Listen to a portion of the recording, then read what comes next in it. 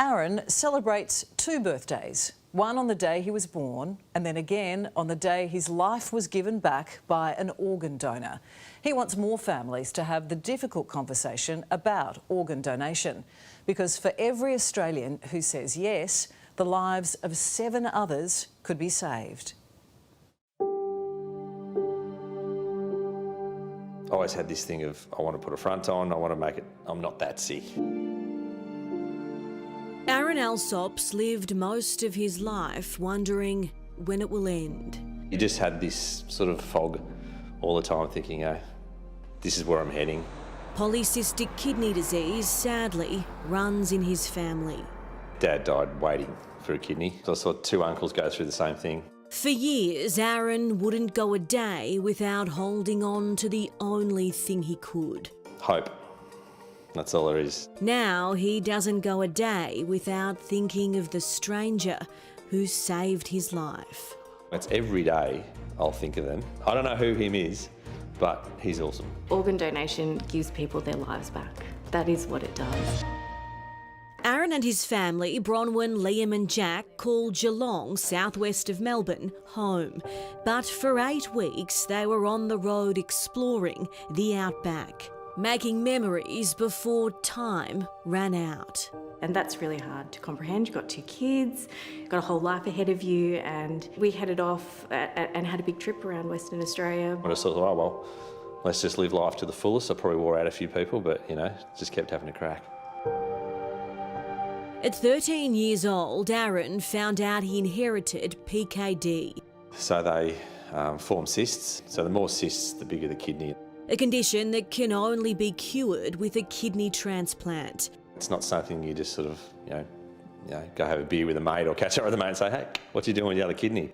He got so sick, one of his kidneys had to come out. It weighed 4 kilos when it should have been just 200 grams. And then the next morning, you're straight on dialysis, and then the journey of dialysis started. For a year, Aaron would spend 3 days a week hooked up to dialysis. Dialysis was just keeping you alive. It's an existence. I'd come home and renovating this bathroom, I'd take a couple of tiles off the floor and I'd have to sleep for an hour, 2 hours. The 47-year-old is a carpenter and footy coach, but for years was too sick to do either. People from all walks of life put their hand up to give him a kidney. My wife's beautiful sister, she put her hand up, and she was the one that, and my wife as well, my sister did. So about 5 to 6 people in the end, which is very, very humbling. But just days out from the surgery, a health scare forced it to be cancelled. It was like getting picked for the grand final and get all your boots on, and you actually get onto the ground and you get told, go get changed and go have a beer because you're not playing. Then the phone call that changed their lives forever. I had my phone on because having that hope thing there all the time. And yeah, it was 2:15 in the morning that I got the phone call. And yeah, it's good. I went into Liam, woke him up, and he gave me a big cuddle, which is, big from an 18-year-old. I said, mate, I'm getting a kidney.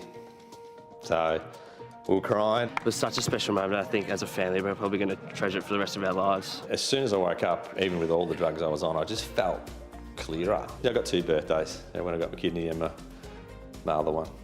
Aaron is alive today because of a stranger's generosity. When we were on the road earlier, there was no way we were missing getting to the hospital on time. And I remember we were driving along and the colours of the sky were so beautiful, and Aaron looked at me and he said, I can't believe we've had the best phone call of our life, but some poor family has had the worst night of their life. And we can never forget that. There simply just aren't enough Australians registered to be organ donors. Currently, more than 80% of Australians say they support organ donation, but only 1 in 3 are registered. If we can get those people to register, that means that 300 more people will gain access to a transplant each year. Lucinda Barry, CEO at Donate Life, says regardless of the system for organ donation, a loved one's family still gets the last say. Even in an opt-out system, if a family objects to donation, it doesn't go ahead. So what's important in every system is having that conversation with your family. If you're registered, 80% of the time your family will say yes to donation. People get life insurance. This is life insurance. You pass it on to someone else. Right now, more than 1,400 Australians need a kidney transplant, just like Aaron did. But the good news is he's been spreading the word about organ donation. Just about everyone at this footy club has been touched by Aaron's story, and that brings hope to those still on the wait list.